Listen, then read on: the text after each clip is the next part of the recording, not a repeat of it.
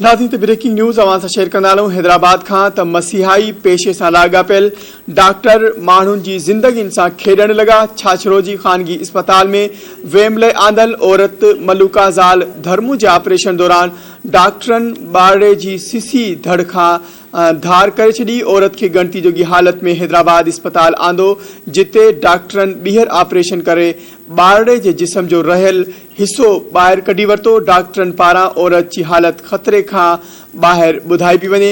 ख़बर जे हवाले सां नाज़रीन अवां खे हिकु ॿीहर आगाह कंदा हलूं। इहा ब्रेकिंग न्यूज़ अवां सां शेयर कंदा हलूं हैदराबाद खां त मसीहाई पेशे सां लाॻापियल डॉक्टर माण्हुनि जी ज़िंदगियुनि सां खेॾण लॻा।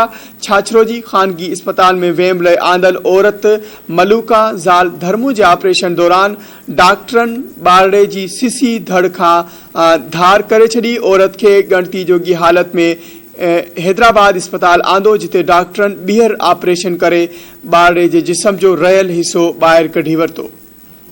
तफ़सील मालूम कंदासीं। धरती टीवी हैदराबाद जो रिपोर्टर नथूराम असां सां लाइन ते मौजूदु आहे। नथूराम, वधीक छा तफ़सील आहिनि? जी बिल्कुल, ही छाछरो जे अंदर जो है एक अफ़सोसनाक वाक़ियो पेश आयो है। छाछरो जी ख़ानगी अस्पताल में 32 वरनि जी मलूका ज़ाल धर्मो जी वहम दौरान ॿारड़े जी सिसी मां जे पेट में रहिजी वई, जंहिंखे गणती जोगी हालत में सिविल अस्पताल हैदराबाद मुंतक़िल कयो वियो।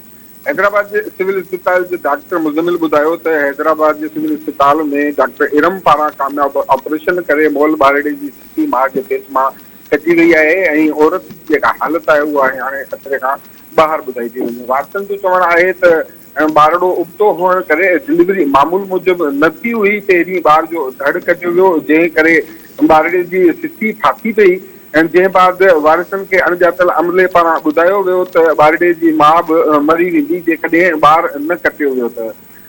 औरत जी ॾेराणी जो चवणु हो त औरत जी डिलीवरी सीज़र ज़रिए थियणी हुई, पर छाछरो जी ख़ानगी अस्पताल में गायनोकोलॉजिस्ट डॉक्टर जेको आहे उहो ड्यूटी ते न हुई, जंहिं करे नातजुर्बेकार अमले ॿार जी सिसी कपे औरत खे गणती जोगी हालत में मोल ॿार जो मथो कढण लाइ मिठी अस्पताल रेफर कयो, जिते बि औरत जो को बि ऑपरेशन न कयो वियो। जंहिं बाद माउ जी हयाती ख़तरे में पइजी वई, जंहिंखे सिविल अस्पताल हैदराबाद नियो वियो, जिते डॉक्टरनि ऑपरेशन करे मोल ॿार जो मथो औरत जे पेट मां कढी औरत जी जान बचाए वरिती आहे। वारसनि मुतालबो कयो आहे त वाक़े जी जांच कराए ऐं लापरवाही कंदड़ अमले ख़िलाफ़ कार्रवाई करे खेनि इंसाफ़ फराहम कयो वञे। जी नथूराम, अपडेट करण लाइ तव्हांजी वॾी महिरबानी।